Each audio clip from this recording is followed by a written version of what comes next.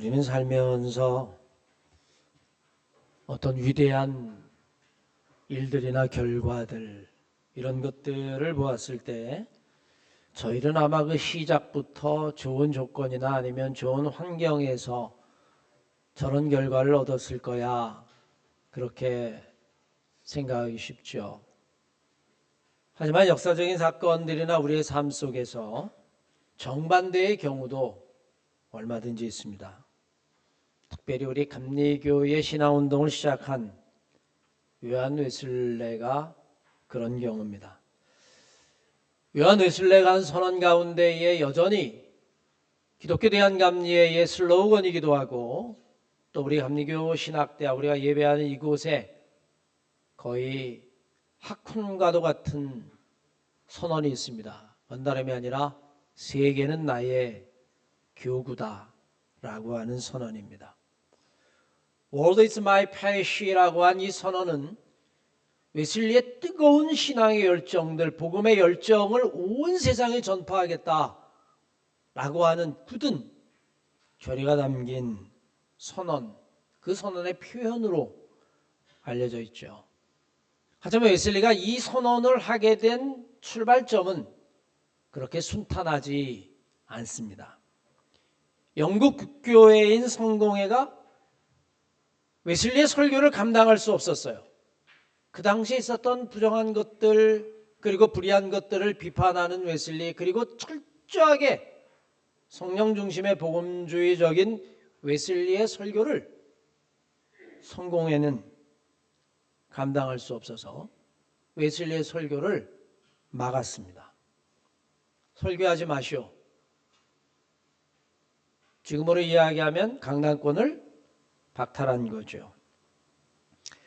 설교를 할 수 없었던 웨슬리의 입장에서는 정말 난감한 일이 아닐 수 없었습니다. 이때 웨슬리에게 한 사람이 찾아옵니다. 그의 옥스퍼드 신성클럽, 함께 신앙생활을 했었던 그 클럽의 후배이면서 그 당시에 유명한 설교자 중에 한 사람이었던 조지 휘필드라고 하는 후배에 해당하는데, 이 조지 휘필드가 웨슬리를 찾아와서 정말 놀라운 제안을 합니다. 할 강단이 없으면 야외나 들판에서라도 설교하십시오. 그래야만 합니다. 그때 여러분 기록을 보면 휘필드가 이렇게 이야기를 하죠. 브리스톨 광산으로 가보십시오. 그것에는 교회에 발을 들여놓지도 않은 복음의 불모지에 있는 사람들이 정말 비참하게 석탄을 캐면서 살아가는 광부들이 있습니다. 그들에게 가서 한번 복음을 증거하고 야외에서 설교를 해보는 것이 어떻겠습니까? 웨슬리의 입장에서는 이 이야기를 받아들일 수 없었습니다. 그는 여러분 그 이에게 이렇게 대답을 하죠. 야외 설교라니요. 설교라고 하는 건 강대상에서 선포해야 될 하나님의 신성한 거룩한 말씀인데 어떻게 들판이나 거리에서 설교를 할 수 있단 말입니까? 그건 교회의 질서에 철저하게 어긋나는 일입니다. 여러분 감리교가 영어로 뭐죠? 메소디스트예요. 무슨 뜻인지 아십니까? 규칙쟁이라고 하는 뜻입니다. 철저하게 규칙을 지키고 질서를 지키는, 그것을 생명처럼 여겼던 이 웨슬리에게 신성한 강대상이 아니라 길거리에서 들판에서 복음을 증거한다라고 하는 사실은 정말 받아들이기 어려운 설교였어요. 제안이었습니다. 하지만 더 이상 설교를 할 수 없었던 웨슬리의 입장에서 바라보면 복음을 선포하고 싶었던 그의 열정을 이 제도가 막을 수는 없었습니다. 마침내 1739년 4월 2일 웨슬리는 브리스톨 근교의 한 벌판 언덕 위에 올라가서 첫 번째 야외 설교를, 들판 설교를 감행합니다.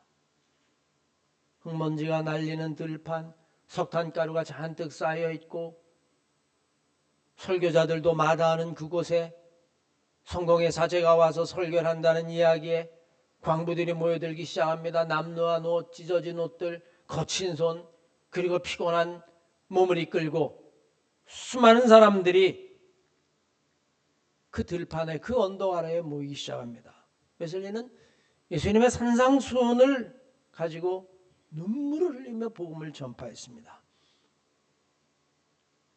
하나님의 말씀인 복음이 교회 밖으로 나와서 가난하고 소외된 자들을 향하여 그들의 가슴을 울리는 하나님의 복음의 말씀이 선포되어지는 역사적인 순간이죠. 강대상을 벗어난 이 야외 설교가 한 번 문이 열리자 웨슬리 행보는 거칠 것이 없었습니다. 말을 타고 다니면서 지구를 한 바퀴 돌 정도로 복음을 증거하기 시작했고요. 그 당시에 사제들이 우리 교구는 오지 마라 그랬어요. 우리 교구는 오지 마라. 정해진 곳에서 목회하는 그것이 교회의 법인데 너는 왜 여기저기서 설교하느냐. 타 지역 사제들이 웨슬리가 오는 것을 적극적으로 막았습니다. 여긴 너의 교구가 아니다. 그런데 웨슬리는 여러분 마다하지 아니하고 거리를 다니면서 복음을 증거했어요. 그때 한 이야기가 내 교구는 세계가 내 교구다. 온 세상이 나의 교구이고 온 세상이 그리스도의 교구다. 거기서 나온 슬로건이 The world is my parish. 세계가 나의 교구다. 아마 여러분은 이 사건을 보면 한마디로 이야기하면 전화위복이라고 이야기할 수 있을 겁니다. 그냥 그 강대상에서 설교하도록 웨슬리를 뒀다면 오늘날 여러분이 감리교 운동은 일어나지도 못했을 겁니다. 막았음에도 불구하고 웨슬리의 가슴에도 뜨거운 열정이 강대상을 벗어나서 들판에서 하나의 교구를 벗어나서 온 세상이 나의 교구로 우리는 살면서 고난이나 시련이 때로는 축복으로 변한 일들을 종종 보게 되어집니다. 오늘 본문 말씀은 시편 한 절의 말씀이지만 고난의 의미를 아주 명확하게 우리들에게 가르쳐주고 있습니다. 내가 고난을 당했지만 이 고난은 오히려 나에게 유익한 일이 되었습니다. 나는 이 고난을 통하여 하나님이 내게 원하시는 것이 무엇인지, 하나님이 정말로 기뻐하시는 일이 무엇인지를 나는 이 고난을 통해서 배웠습니다. 저는 여러분 오늘 이 시편 기자의 고백이 우리가 세상을 살아갈 때에 우리 한마음교회 성도들의 고백이 되고 여러분이 정말 고난 가운데 있다면 여러분이 고난을 이겨내고 그 고난의 끝에 할 수 있는 고백이 되시기를 주의 이름으로 간절히 축원합니다. 우리는 세상에 살면서 수많은 사건들, 수많은 사람들을 만나죠. 어려운 형편에 있음에도 굴하지 아니하고 그 형편을 이겨나며 좋은 결과를 만들어내 성공의 지렛대로 삼는 사람이 있는가 하면 반대로 남이 보아도 너무너무 부러울 정도로 그렇게 좋은 환경과 집안에서 태어났음에도 불구하고 그 환경이 오히려 집안을 자기 자신을 망치는 경우를 우리는 보게 됩니다. 살면서 누구에게 감동을 받죠? 누가 우리의 인생의 교훈이 되어지죠? 그것은 다름이 아니라 고난을 오히려 이겨나가고 고난을 유익으로 삼고 그 가운데서 하나님의 뜻을 발견한 사람, 그런 사람들이 삶의 이정표가 되어지고 우리의 모델이 될 거예요. 우리 한마음교회 성도는 그런 성도들이 될 줄로 믿습니다. 고난이 내게 유익입니다. 내가 이로 인해서 정말 하나님이 원하는 것이 무엇인지를 배웠습니다. 우리는 그런 고백을 할 수 있기 위해서 먼저 고난을 피해서는 안 됩니다. 고난을 받아들여야 할 뿐만이 아니라 믿음을 가지고 고난에 맞서야 한다라고 하는 이야기입니다. 우리는 살면서 만나는 고난은요, 한마디로 정의할 수가 없어요. 왜냐하면 고난의 원인도 다양할 뿐만이 아니라 그것이 가지고 있는 형태나 모양도 너무나 다양하기 때문에 그렇습니다. 때로는 여러분 스스로 고난을 자처하는 사람도 있어요. 우리가 뭐라고 이야기합니까? 아주 매를 번다, 매를 벌어. 사소고생하는구나, 사소고생해. 스스로 욕심에 빠졌을 때에, 탐욕에 빠졌을 때에, 시기와 질투에 사로잡힐 때에, 그러지 않아도 될 시련과 역경에 그런 구렁텅이에 빠질 수가 있어요. 여러분 성경에 보면 우리가 구약을 배웁니다만 그 시간에 사울이라고 하는 왕이 그렇지 않습니까? 다윗도 존중해주고 백성을 잘 다스리면 여러분 좋을 텐데 다윗이 나가서 승리하고 돌아오면 크게 질투가 나서 악착같이 죽이려고 하다가 결국엔 여러분 하나님에게 저주를 받고 심판을 받게 되어지죠. 그의 마음속에 시기와 질투가 없었더라면, 미움이 없었더라면, 탐욕과 욕심이 없었더라면 여러분 자처한 시련과 고난도 있어요. 하지만 여러분 그런 것만 있는 것이 아니죠. 남의 악의적인 모함이나 아니면 분노나 아니면 징후에 의해서 고난과 시련에 직면한 사람도 있습니다. 정반대의 인물이라면 아마 다윗을 이야기할 거예요. 전쟁에 나가서 승리하고 돌아왔는데 사울왕의 시기와 질투 때문에 정말 죽을 고비를 넘기게 되어지죠. 아무리 잘하려고 해도 이미 여러분 미워하는 사람이 있으니 여러분 잘할 수가 없는 겁니다. 우리는 살면서 그런 어려움도 경험하게 되죠. 사람 때문이 아니라 때로는 자연재해와 같은 불가항력이 오기도 합니다. 여러분 코로나 같은 경우가 올 경우에는 누구도 여러분 그것을 이길 수가 없어요. 제가 아는 사람은 코로나 오기 전에 퇴직금 가지고 다 가게를 열었는데 코로나가 딱 오는 바람에 완전히 망했어요. 이런 건 뭐 누가 어떻게 막을 수도 없는 거죠. 베네수엘라 여러분 지진 한번 보십시오. 그걸 누가 막을 수 있겠습니까? 때로는 이런 자연재해 같은 불가항력적인 것이 우리의 삶을 고난과 시련의 한복판으로 밀어넣을 수도 있습니다. 한마디로 이야기할 수 없어요. 원인이 하나가 아니고 다양하다면 사람의 반응도 마찬가지입니다. 어떤 사람들은 끊임없이 고난과 시련이 오면 피하고 도피하고 도망갑니다. 맞설려 하지 않아요? 어떤 사람들은 변명과 원망으로 초지일관합니다. 누구 때문이야? 집안 때문이야? 부모가 나를 이렇게 낳아서 그래? 내가 친구를 잘못 만나서 그래? 그때 아내를 잘못 만나서 그래? 그때 무엇 때문에 너 때문에. 여러분 이런 사람들은요 한순간도 자기를 돌아보지 않습니다. 다 남의 탓이에요. 다 남의 탓. 세상 탓이고 친구 탓이고 이웃 탓이고 부모 탓이고. 고난 당하는 순간에 이런 불평과 원망, 변명은 아무 도움도 되지 아니하지요. 마귀는 우리에게 내가 당하는 고난을 다른 사람 때문이라고 불평하도록 유혹합니다. 그러나 여러분 이것은 정말 지극히 어리석은 생각이에요. 인생을 실패로 끌고 가는 지름길일 뿐입니다. 왜? 자기를 돌아보지 않거든요. 내가 지금 능력을 발휘하지 못하는 건 누구 때문이에요? 우리 부모가 나를 이따위로 낳아서 그래서 내가 능력을 발휘하지 못하는 것뿐이야. 나를 머리 좋게 낳았다면 여러분 우리의 인생은 그런 사람을 만나면 정말 피곤한 거예요. 살면서 어려움을 당할 때 시련과 고난을 당할 때 어려움을 남의 탓으로 돌리는 사람은 정말 어려운 사람입니다. 물론 여러분 고난이 오면요 사람은 피하고 싶은 법이에요. 고난이 오는데도 가만히 있는 사람은 없습니다. 예수님의 12제자 가운데 으뜸이라고 하는 베드로를 보면 여러분 금방 생각이 나죠. 마태복음 26장 69절로부터 74절까지의 말씀을 읽으십시오. 베드로가 예수 그리스도를 배반하는 사건을 기록한 본문인데 베드로가 바깥들에 앉았더니 한 여종이 나와 이르되 너도 갈릴리 사람 예수와 함께 있었도다 하거늘 베드로가 모든 사람 앞에서 부인하여 이르되 나는 내가 무슨 말을 하는지 알지 못하겠노라. 딱 잡았대요. 그런데 조금 걸어가다 보니까 안문이 나오는데 다른 여종이 그를 보고 거기 있는 사람들에게 말하되 이 사람은 나사렛 예수와 함께 있었도다.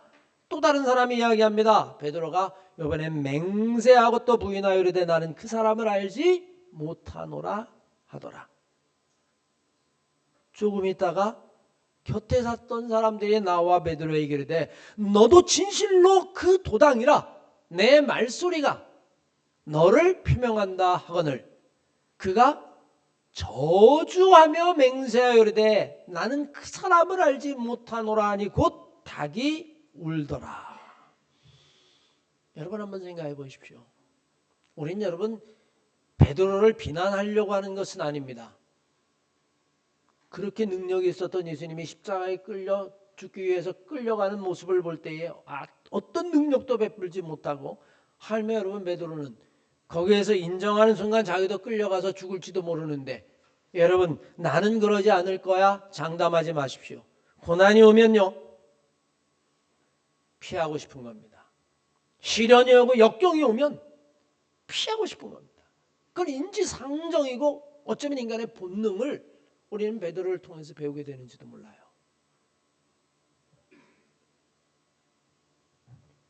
하지만 여러분, 엄밀히 이야기하면 그 닥쳐온 고난을 피하고 도망한다고 해서 문제가 해결되는 것은 결코 아니죠.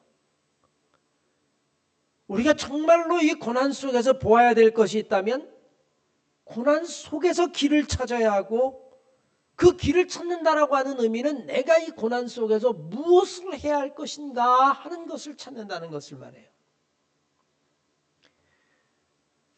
닥쳐온 고난을 이겨낸 많은 사람들, 그리고 위대한 일을 성취한 성공한 사람들의 삶을 돌이켜보면 그들은 여러분 처음에는 피하고 싶은 마음이 없었던 건 아닙니다. 그런데 용기를 가지고 그 고난 속으로 자신을 여러분 던진 사람들이에요.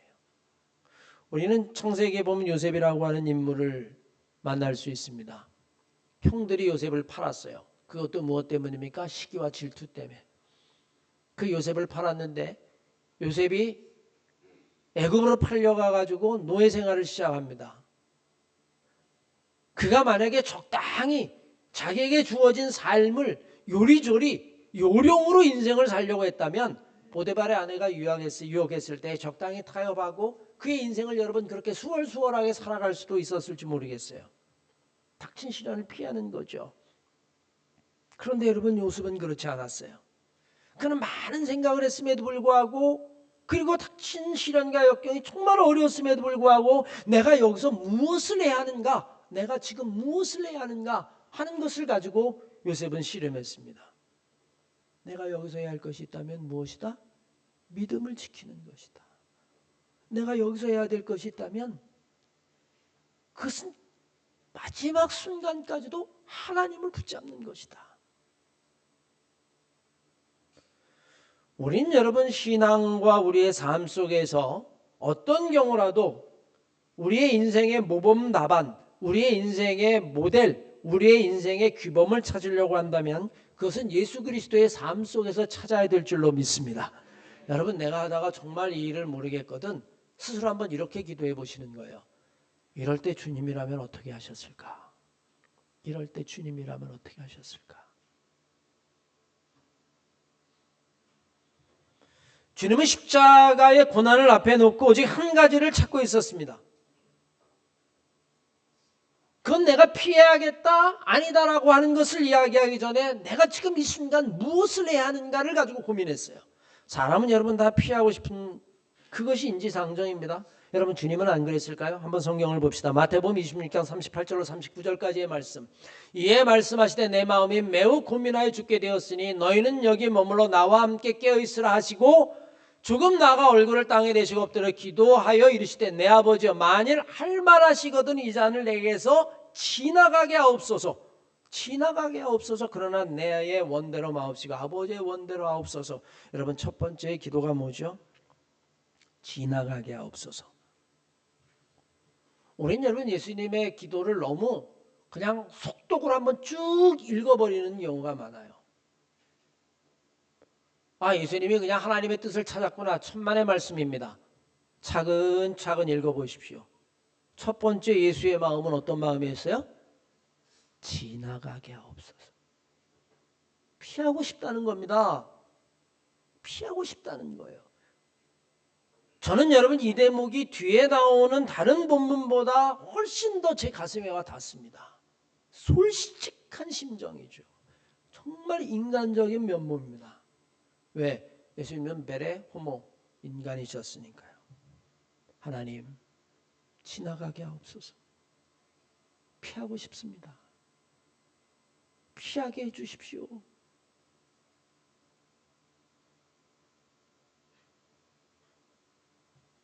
우리도 여러분 어쩌면 이렇게 기도해야 될지 몰라요.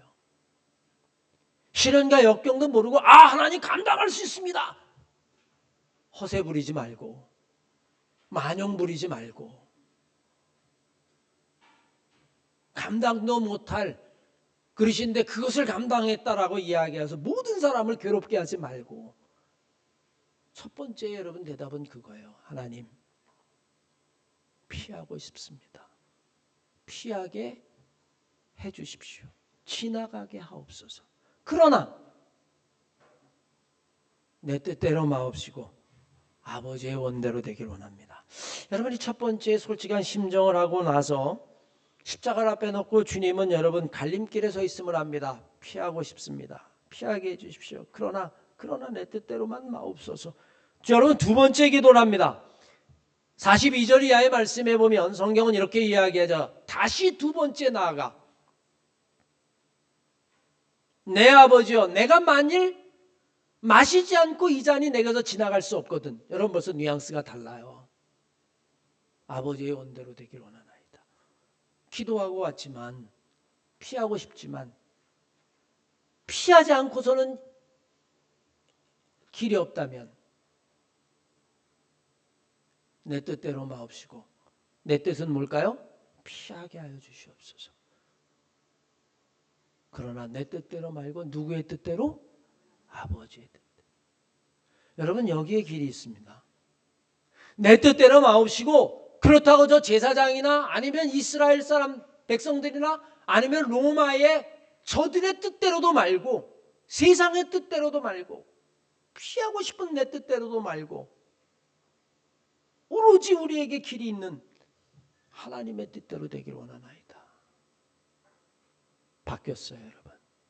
기도하면 여러분 마음이 바뀌어야 됩니다. 점점 하나님의 뜻을 찾아가는 거죠. 주님은 분명 갈림길이었습니다. 그래서 두 번째 기도하시고 지나갈 수 없거든 이라는 말 속에 피하고 싶습니다 해서 이제는 받아들이기로 마음을 먹고, 그리고는 그 갈림길에서 더 간절히 기도합니다.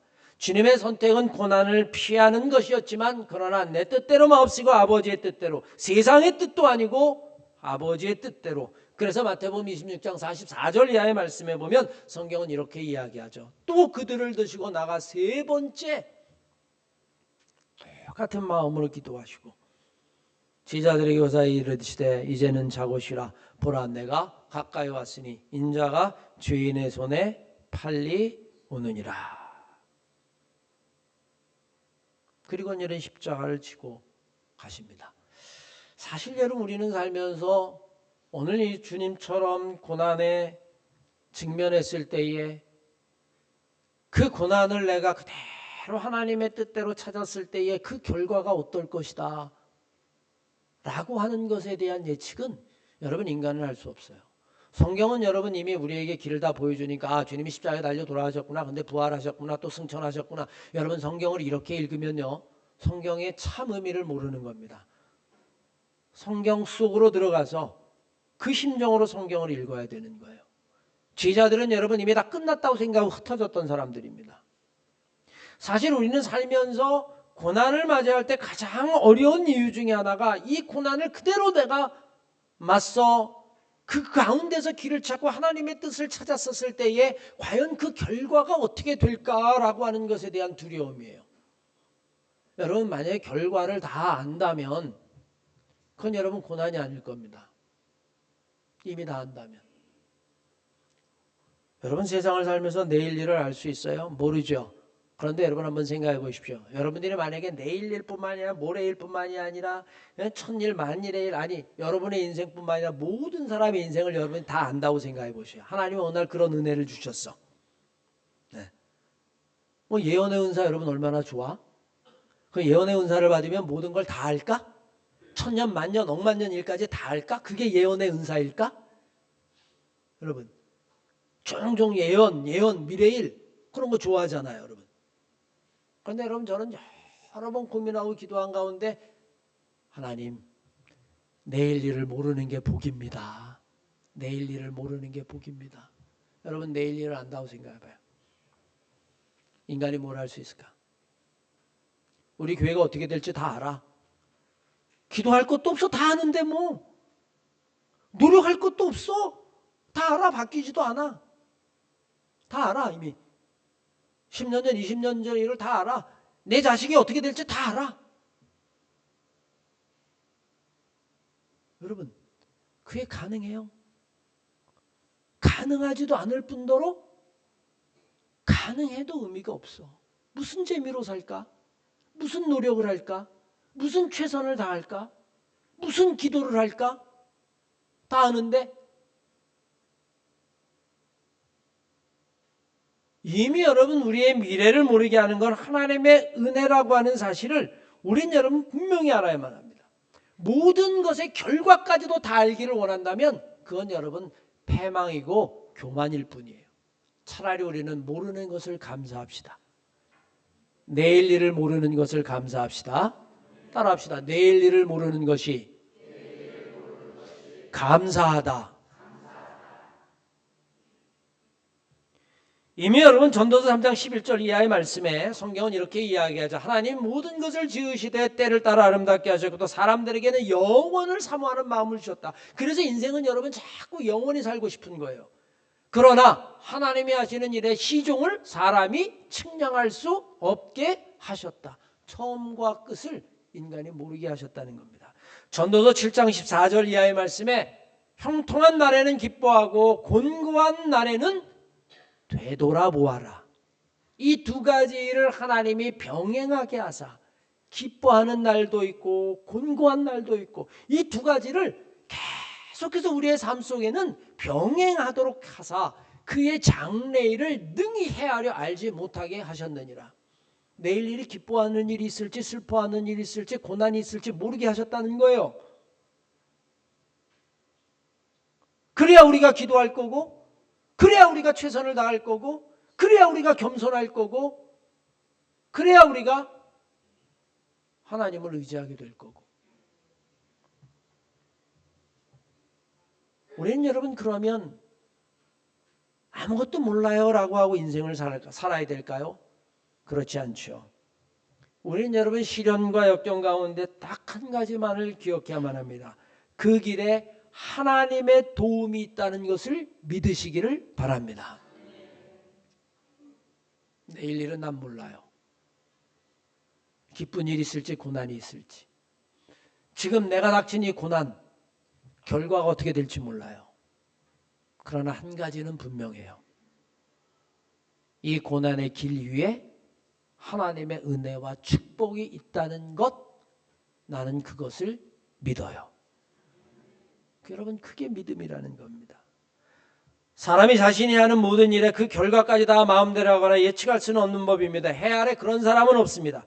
우리는 그 결과는 오직 하나님에게 맡길 뿐입니다. 우리는 이것을 믿음이라고 이야기하죠. 잠언 16장 3절 말씀을 보십시오. 성경은 이렇게 이야기합니다. 너의 행사를 여호와께 맡기라. 그리하면 내가 경영하는 것이 이루어지리로다.